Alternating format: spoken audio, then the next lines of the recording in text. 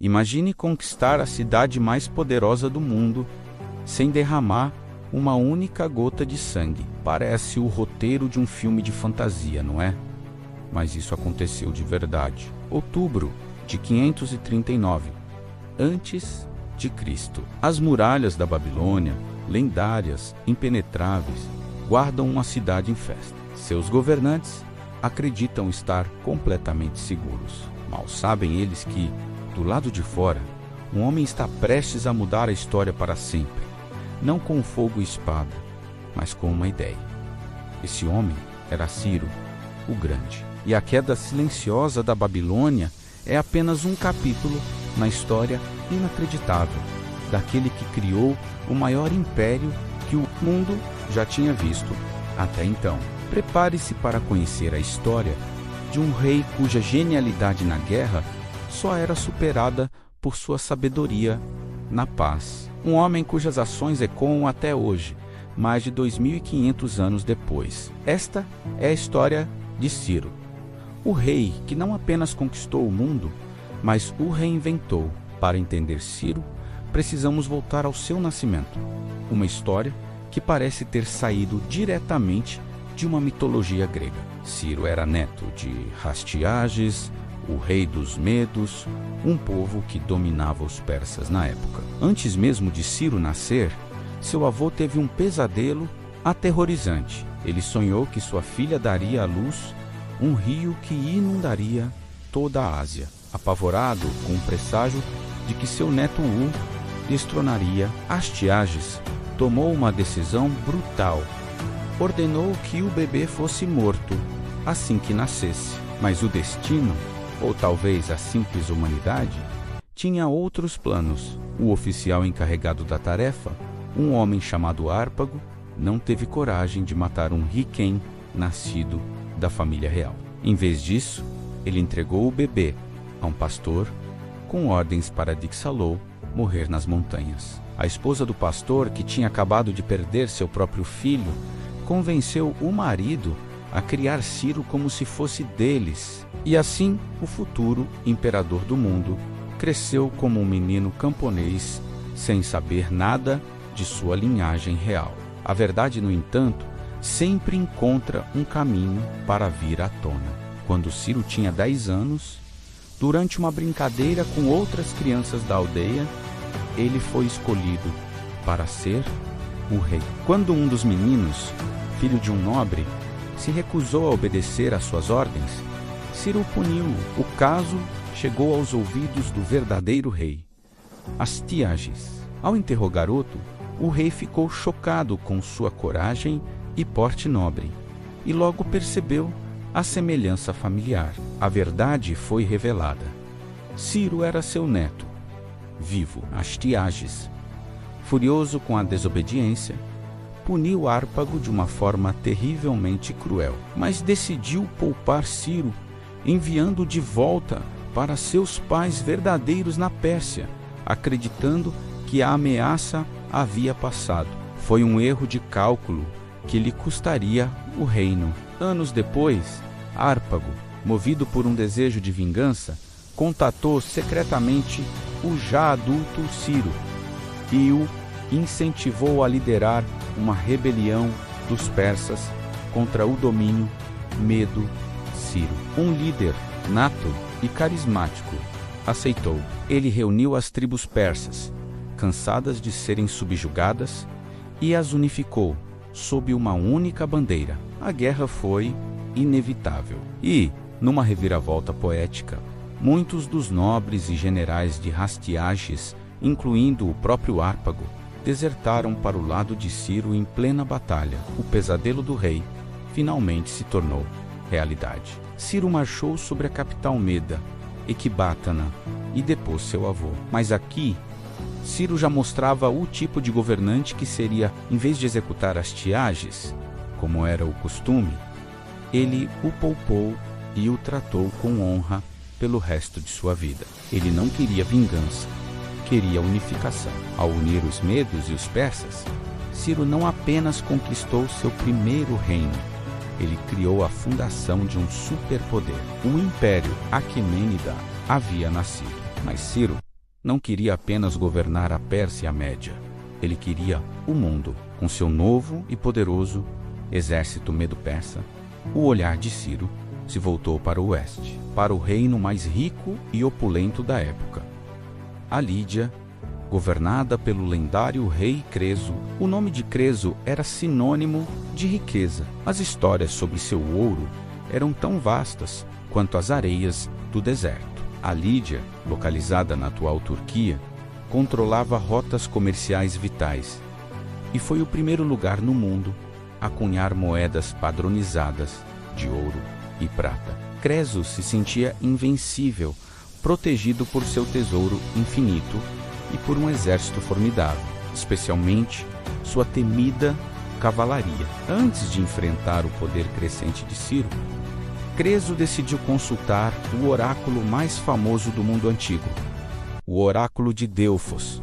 Na Grécia, a pergunta era simples: ele deveria atacar os persas? A resposta da sacerdotisa foi enigmática e famosa.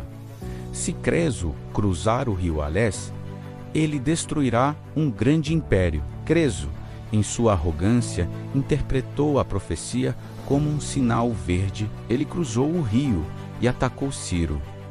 A primeira batalha foi sangrenta e inconclusiva. Creso, esperando que Ciro se retirasse para o inverno, voltou para sua capital, Sardes, e dispensou parte de suas tropas mercenárias. Foi seu segundo grande erro. Ciro não seguia as regras convencionais da guerra.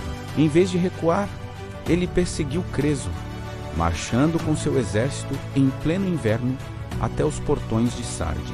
Pego de surpresa, Creso enviou sua melhor arma, sua poderosa cavalaria, para a planície, em frente à cidade. E aqui, Ciro revelou sua genialidade tática. Ele sabia que os cavalos lídios não estavam familiarizados com o cheiro e a aparência dos camelos. Então ele teve uma ideia bizarra, mas brilhante. Ele pegou todos os camelos de carga de seu acampamento, colocou soldados em suas costas e os posicionou na linha de frente de seu exército. Quando a cavalaria lídia avançou para o ataque, os cavalos encontraram a muralha de camelos. O cheiro forte e a aparência estranha dos animais os deixaram em pânico. Eles se recusaram a avançar, empinando e derrubando seus cavaleiros. A temida cavalaria lídia se desfez em caos. A infantaria persa avançou e esmagou o que restou. O homem mais rico do mundo estava prestes a ser derrotado pelo fedor de camelo. Sardes foi cercada e, após uma breve resistência, a cidade caiu.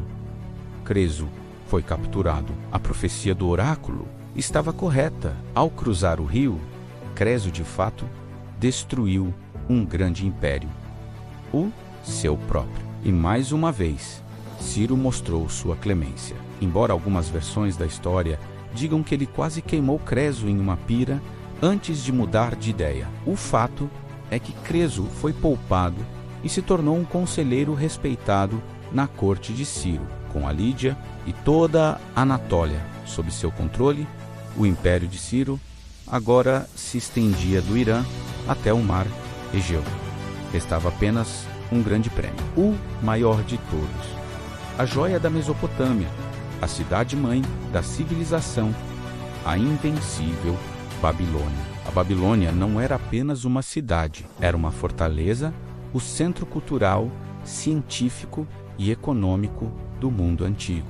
Suas muralhas duplas eram tão altas e largas que se dizia que 2 bigas poderiam correr lado a lado em seu topo. A cidade era atravessada pelo poderoso rio Eufrates, que garantia um suprimento de água e uma rota de comércio, mas também representava uma suposta fraqueza na defesa. Os babilônios, no entanto, haviam pensado nisso. Portões maciços de bronze protegiam a cidade onde o rio entrava e saía. Para qualquer exército, um ataque direto era suicídio. Um cerco prolongado era inútil, pois a cidade tinha terras agrícolas internas e estoques de comida para mais de 20 anos. O rei da Babilônia, na época, Nabonido, era um governante impopular, mais interessado em antiguidades religiosas do que em administrar o reino, deixando seu filho Belsassar no comando. Essa instabilidade interna era um prato cheio para Ciro. Mas como tomar o intomável? A resposta de Ciro não estava na força bruta, mas em uma façanha de engenharia de proporções épicas. Ele percebeu que a única maneira de entrar era pelo rio. Então, ele colocou seu exército para trabalhar em um projeto secreto a montante da cidade. Seus engenheiros e soldados cavaram um enorme canal, desviando o fluxo do rio Eufrates para um lago artificial próximo, em uma noite de outubro de 539 a.C. Enquanto a cidade inteira celebrava um grande festival religioso, Ciro deu a ordem. As águas do Eufrates foram desviadas. O nível do rio que passava por dentro da Babilônia começou a baixar drasticamente, tornando-se um riacho raso, com a água na altura da coxa. O exército persa simplesmente marchou para dentro da cidade pelo leito seco do rio, passando por baixo das muralhas e pelos portões fluviais que os babilônios, em sua autoconfiança, haviam deixado abertos. A surpresa foi total. A cidade mais bem defendida do mundo foi tomada sem uma única batalha, sem derramar sangue. Os soldados de Ciro tomaram pontos estratégicos e o palácio. Belsassar foi morto, mas a cidade e sua população foram poupadas da destruição e do saque, que normalmente acompanhavam as conquistas antigas. E aqui começa algo que nenhum conquistador tinha feito antes. Ciro não entrou na Babilônia como um destruidor, mas como um libertador. Sua chegada marcou o fim de um império e o começo de uma nova era, não apenas para a Babilônia, mas para o conceito de governar. Ele provou que um império poderia ser construído não apenas com lanças, mas com inteligência e misericórdia. A conquista da Babilônia foi o ápice militar de Ciro, mas o que ele fez depois definiu seu verdadeiro legado. Ao invés de impor a cultura e a religião persa aos povos conquistados, Ciro adotou uma política de tolerância e respeito sem precedentes. Ele entendeu que um império tão vasto e diverso só poderia ser mantido unido pela boa vontade, não pela força. A prova mais concreta dessa filosofia é um dos artefatos arqueológicos mais importantes da história, o Cilindro de Ciro, encontrado nas ruínas da Babilônia em 1879. Este pequeno cilindro de argila contém uma declaração em nome de Ciro. Nele, ele descreve sua vitória pacífica, critica o rei babilônio anterior e, mais importante, decreta uma série de reformas. Ele declara a liberdade religiosa para todos em seus domínios, permitindo que os povos conquistados adorem seus próprios deuses. Ele ordena a devolução de ídolos e tesouros religiosos que os babilônios haviam roubado de outras nações. Ele abole o trabalho forçado e decreta que todos os povos deportados poderiam retornar às suas terras natais. Por causa dessas declarações, muitos historiadores consideram o Cilindro de Ciro a primeira carta de direitos humanos do mundo. É uma ideia revolucionária. O poder do governante não é absoluto e ele tem a responsabilidade de garantir o bem-estar e a liberdade de seus súditos. Uma das consequências mais famosas dessa política foi a libertação dos judeus. Por décadas, eles viveram como cativos na Babilônia, desde a destruição de Jerusalém por Nabucodonosor. Ciro não apenas permitiu que eles voltassem para casa, como também financiou a reconstrução de seu templo em Jerusalém. Esse ato de benevolência foi tão impactante que Ciro é a única figura não judaica na Bíblia a ser chamada de ungido ou Messias por Deus, um título de imenso respeito. Vamos colocar isso em perspectiva. 500 anos antes de Alexandre o Grande, que também adotou políticas de integração cultural e mais de 500 anos antes de o Império Romano atingir seu auge. Ciro já governava um império que se estendia por 3 continentes da Índia, a Grécia do Cáucaso à Etiópia. Em seu auge, o Império Aquemênida abrigava cerca de 44% da população mundial, a maior porcentagem de qualquer império na história. E ele o fez não apenas através da conquista, mas criando um sistema de administração eficaz, com estradas, um serviço postal e uma burocracia que respeitava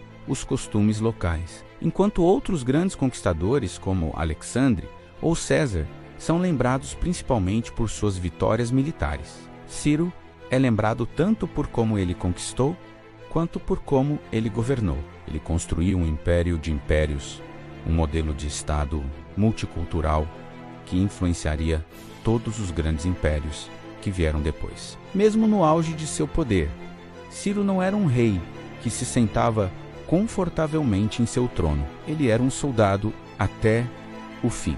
Por volta de 530 a.C., com seu império amplamente seguro, ele liderou uma expedição militar para o Nordeste, para proteger as fronteiras contra as incursões de tribos nômades da Ásia Central. Os Masságetas, liderados pela temida rainha Tômiris, os detalhes da campanha são obscuros e misturados com lendas, mas a maioria das fontes antigas concorda que foi aqui que o grande rei encontrou seu fim. Segundo o historiador Heródoto, Ciro foi derrotado e morto em batalha. A rainha Tomíris, cujo filho havia morrido no conflito, teria encontrado o corpo de Ciro e, em um ato de vingança, mergulhado sua cabeça em um odre cheio de sangue, dizendo: "Eu te avisei que te daria sede de sangue, e agora te satisfaço." É um final brutal e talvez lendário para um homem que muitas vezes mostrou misericórdia a seus inimigos. Independentemente de como ele morreu, seu corpo foi recuperado e levado para Pasárgada, a primeira capital persa, onde foi colocado em um túmulo simples, mas imponente. Uma inscrição, hoje perdida, supostamente dizia: "Homem, quem quer que sejas e de onde quer que venhas, pois sei que virás. Eu sou Ciro, que fundou o Império dos Persas. Não me inveje, portanto, este pequeno pedaço de terra que cobre meu corpo." 200 anos depois, quando Alexandre o Grande conquistou o Império Persa, ele visitou o túmulo de Ciro. Ele encontrou o túmulo saqueado, mas ficou tão impressionado com a figura de Ciro que ordenou sua restauração e puniu os responsáveis. Alexandre via Ciro não como um inimigo, mas como um modelo a ser seguido, um pioneiro. O legado de Ciro o Grande é imenso e multifacetado. Ele foi um gênio militar, um engenheiro visionário, um administrador brilhante e um estadista revolucionário. Ele criou um modelo de império que foi estudado e imitado por milênios, de Alexandre aos fundadores dos Estados Unidos. Sua ênfase na tolerância religiosa, nos direitos humanos e no governo justo o coloca em uma categoria própria, muito à frente de seu tempo. A história de Ciro nos ensina uma lição poderosa que ecoa através dos séculos. O verdadeiro poder não está apenas na capacidade de conquistar, de dominar pela força. O poder duradouro, o verdadeiro legado, reside em como você governa, em como você trata os vencidos e em como você une as pessoas. Ciro não construiu apenas um império de terra e pedra. Ele construiu um império de ideias. E são essas ideias de liberdade, respeito e justiça que o tornam verdadeiramente Ciro o Grande. Obrigado por assistir. Se você gostou de mergulhar na história desse rei extraordinário, não se esqueça de deixar o seu like, se inscrever no canal e ativar o sininho para não perder nossas próximas viagens ao passado. Até a próxima!